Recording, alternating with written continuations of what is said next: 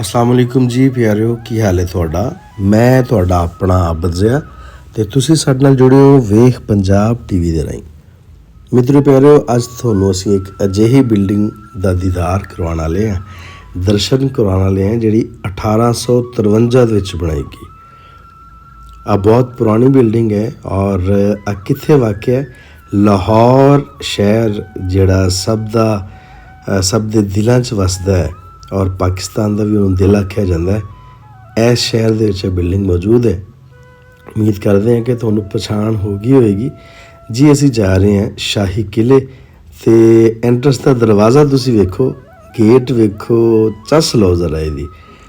ਅਤੇ ਮੈਂ ਜਦੋਂ ਬਾਹਰ ਖੜ੍ਹੇ ਹੋ ਕੇ ਅਤੇ ਇਹਨੂੰ ਵੇਖਿਆ ਅਤੇ ਨਾਲ ਮੈਂ ਇੱਟਾਂ ਦੇ ਉੱਤੇ ਹੱਥ ਫੇਰਿਆ ਅਤੇ ਉਹ ਫੀਲਿੰਗ ਆਈ ਐਂ ਜਿਵੇਂ ਮੈਂ ਮੁਗਲ ਦੌਰ 'ਚ ਫਿਰਦਾ।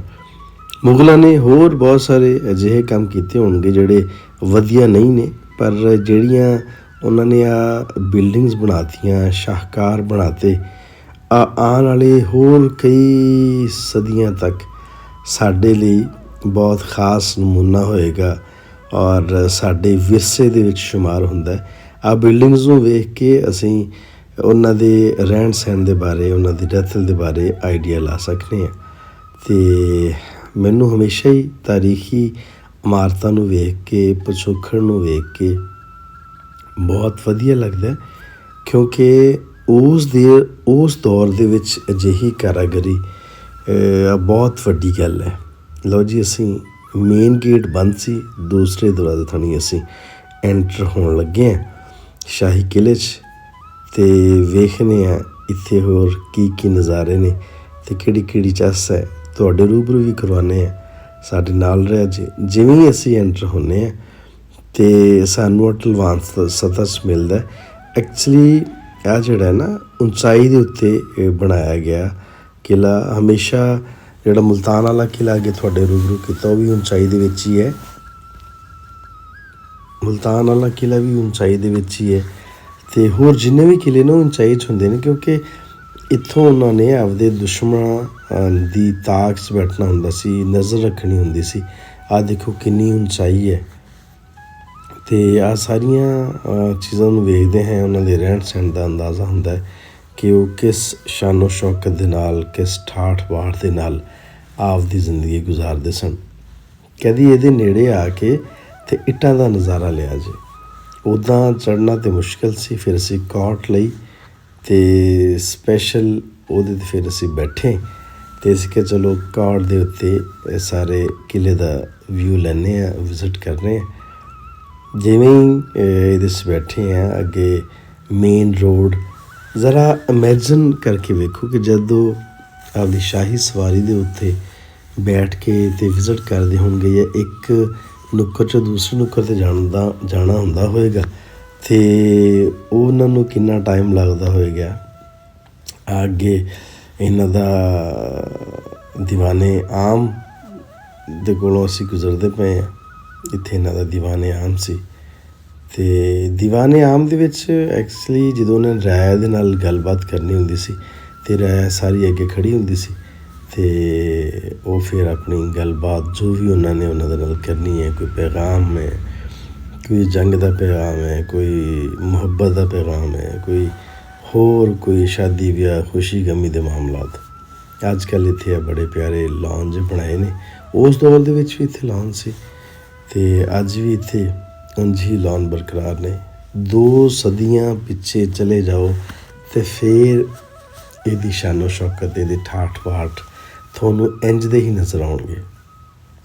ਮੈਂ ਜਦ ਬਿਲਡਿੰਗਸ ਨੂੰ ਗੌਰ ਨਾਲ ਵੇਖਣਾ ਔਰ ਉੱਤੇ ਜਿਹੜੀ ਨਕਸ਼ ਨਗਾਰੀ ਹੋਈ ਹੈ ਜਾਂ ਜਿਸ ਟੈਕਨੀਕ ਨਾਲ ਉਹਨਾਂ ਨੇ ਬਣਾਏ ਨੇ, ਅਤੇ ਇੰਝ ਮਹਿਸੂਸ ਹੁੰਦਾ ਕਿ ਉਹ ਲੋਕ ਕਿੰਨੇ ਦਾਨਸ਼ਵਰ ਸਨ, ਕਿੰਨੇ ਅਕਲਮੰਦ ਸੀ। ਉਹਨਾਂ ਦੇ ਆਰਕੀਟੈਕਚਰਸ ਜਿਹੜੇ ਨੇ, ਉਹ ਜਗ੍ਹਾ ਹੈ ਜਿੱਥੇ ਸਿੱਖਾਂ ਦੇ ਬਲੀ ਦਿੱਤੀ ਜਾਂਦੀ ਰਹੀ ਹੈ, ਸਿੱਖਾਂ ਨੂੰ ਲਟਕਾਇਆ ਜਾਂਦਾ ਰਿਹਾ। ਬੜੀ ਦਰਦ ਵਾਲੀ ਗੱਲ ਹੈ। ਅਜਿਹੀ ਜਗ੍ਹਾ 'ਤੇ ਮੈਨੂੰ ਬਹੁਤ ਦਰਦ ਵੀ ਫੀਲ ਹੁੰਦਾ। ਆ ਖੜਕ ਸਿੰਘ ਦੀ ਹਵੇਲੀ ਹੈ ਅਤੇ ਉਹ ਤੁਸੀਂ ਸੁਣਿਆ ਹੋਣਾ ਛੋਟੇ ਹੁੰਦਿਆਂ ਕਿ ਖੜਕ ਸਿੰਘ ਕੇ ਖੜਕਨੇ ਸੇ ਖੜਕਤੀ ਹੈ ਖਿੜਕੀਆਂ, ਖਿੜਕੀਆਂ ਕੇ ਖੜਕਨੇ ਸੇ ਖੜਕਤਾ ਹੈ ਖੜਕ ਸਿੰਘ। ਅੱਜ ਕੱਲ੍ਹ ਇਸ ਹਵੇਲੀ ਨੂੰ ਦੁਬਾਰਾ ਰੈਨੋਵੇਟ ਕੀਤਾ ਜਾ ਰਿਹਾ ਹੈ ਔਰ ਇੱਥੇ ਉਮੀਦ ਕੀਤੀ ਜਾ ਰਹੀ ਹੈ ਕਿ ਸ਼ਾਇਦ ਆਉਣ ਵਾਲੇ ਕੁਝ ਮਹੀਨਿਆਂ ਤੋਂ ਬਾਅਦ ਜਾਂ ਕੁਝ ਸਾਲਾਂ ਤੋਂ ਬਾਅਦ ਕੋਈ ਰੈਸਟੋਰੈਂਟ ਵਗੈਰਾ ਇੱਥੇ ਬਣ ਜਾਏਗਾ, ਕਿਉਂਕਿ ਇਹਨੂੰ ਦੁਬਾਰਾ ਰੈਨੋਵੇਟ ਕਰਕੇ ਅਤੇ ਇਹਨੂੰ ਇਸਤੇਮਾਲ ਕੀਤਾ ਜਾਏਗਾ। ਇਹ ਜੀ ਇੱਥੇ ਖੂਹ ਹੈ, ਖੂਹ 'ਚੋਂ ਪਾਣੀ ਭਰਦੇ ਸਨ ਔਰ ਇੱਧਰ ਇੱਕ ਸ਼ਾਹੀ ਹਮਾਮ ਵੀ ਲੱਭਿਆ, ਜਿਹੜਾ ਪੁਰਾਣਾ ਸ਼ਾਹੀ ਹਮਾਮ ਦੀਵਾਨੇ ਆਮ ਦਾ ਇੱਥੇ ਬੋਰਡ ਲੱਗਾ ਹੋਇਆ ਹੈ। ਮੈਂ ਕਾਰ 'ਚੋਂ ਉਤਰ ਕੇ ਮੈਂ ਕਿਹਾ ਜ਼ਰਾ ਇਹਦਾ ਨਜ਼ਾਰਾ ਲਈਏ, ਕਿਵੇਂ ਇੱਥੇ ਬਾਦਸ਼ਾਹ ਸਲਾਮਤ ਖੜ੍ਹੇ ਹੁੰਦੇ ਸਨ ਪੂਰੀ ਸ਼ਾਨੋ ਸ਼ੌਕਤ ਦੇ ਨਾਲ।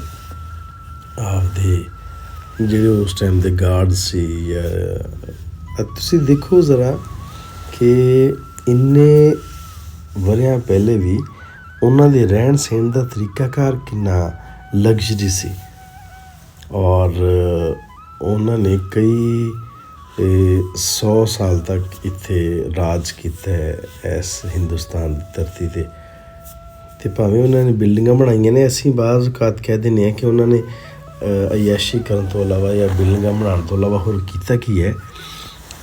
ਦੇਖੋ, ਅਗਰ ਅਸੀਂ ਇਹਨੂੰ ਇਸ ਸਾਰੀਆਂ ਜਗ੍ਹਾ ਨੂੰ ਅਸੀਂ ਬਹੁਤ ਅੱਛੇ ਤਰੀਕੇ ਦੇ ਨਾਲ ਯੂਟੀਲਾਈਜ਼ ਕਰੀਏ ਅਤੇ ਅਸੀਂ ਬਹੁਤ ਵਧੀਆ ਪੈਸਾ ਕਮਾ ਸਕਦੇ ਹਾਂ। ਸਾਡੀ ਹਕੂਮਤ ਬਹੁਤ ਵਧੀਆ ਪੈਸਾ ਕਮਾ ਸਕਦੀ ਹੈ ਇਹਨਾਂ ਬਿਲਡਿੰਗਸ ਦੀ ਰੈਨੋਵੇਸ਼ਨ ਪ੍ਰੋਪਰ ਹੁੰਦੀ ਰਹੇ। ਔਰ ਜਦ ਇੱਥੇ ਟੂਰਿਸਟ ਆਉਣ, ਦੂਸਰੇ ਮੁਲਕਾਂ 'ਚੋਂ ਆਉਣ, ਯੂਰਪ 'ਚੋਂ ਆਉਣ, ਅਮਰੀਕਾ 'ਚੋਂ ਆਉਣ, ਅਤੇ ਉਹ ਡੈਫੀਨੇਟਲੀ ਉਹ ਸਾਡੇ ਮੁਲਕ ਦਾ ਹੀ ਫਾਇਦਾ ਹੈ।